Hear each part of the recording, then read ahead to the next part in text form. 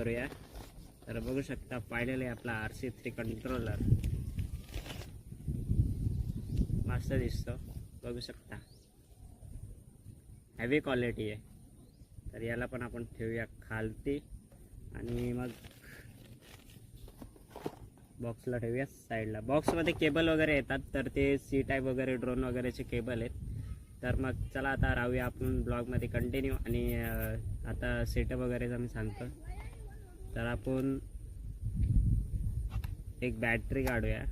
तर हे बघू शकता पूर्ण चार्जिंग आहे बॅटरी। आता इन्सर्ट करूया याला, इन्सर्ट।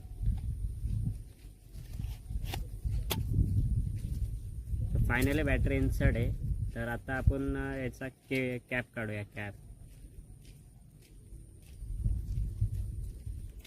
तर बघू शकता कॅप काढलेली आहे, दिसलं असेल।